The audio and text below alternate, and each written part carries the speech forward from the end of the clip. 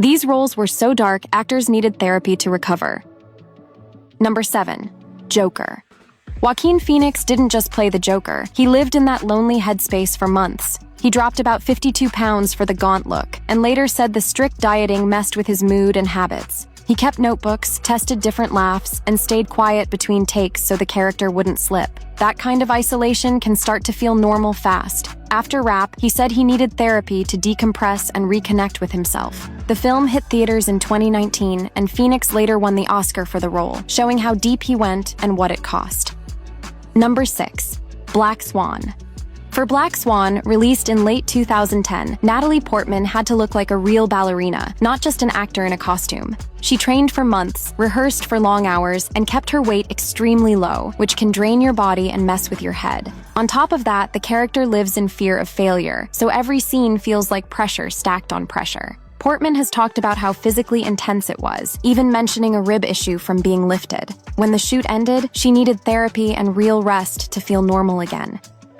Number 5. The Revenant.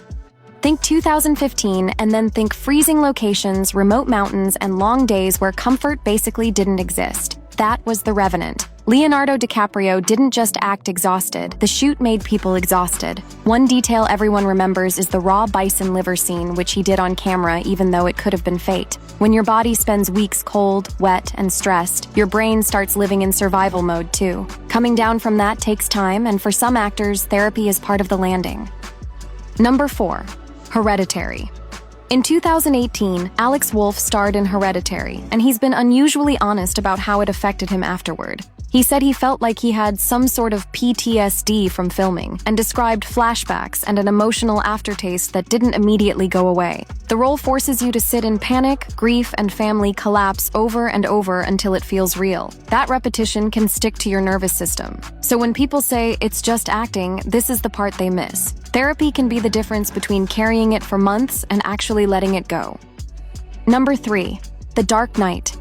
Heath Ledger's Joker in The Dark Knight, released in 2008, is remembered as iconic, but the process sounded exhausting. He isolated himself to build the voice, the mannerisms, and the messy humor, and he kept a notebook of ideas to stay in that mindset. Ledger also talked about severe insomnia while working, saying he could barely sleep, and sleep loss alone can wreck your emotions. Add the pressure of carrying a chaotic character all day, and it's a lot. People around him noticed he seemed worn down. For roles like this, therapy or professional support is often part of the come-down.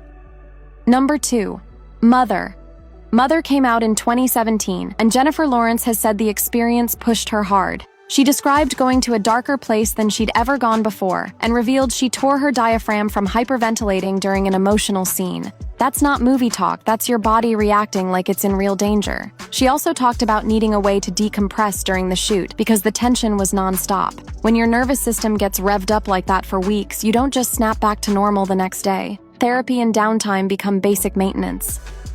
Number 1. Man on the Moon. Jim Carrey treated Man on the Moon like a full-time identity swap. He stayed in character as Andy Kaufman constantly, even when the cameras weren't rolling, which confused people on set and eventually confused him too. The point of method acting is to become the person, but the risk is forgetting where you end and the role begins. Carrey later talked about how unsettling it was to come out of that and find himself again. Therapy helped him get grounded. The movie came out in 1999, and the behind-the-scenes story resurfaced years later in the 2017 documentary Jim and Andy.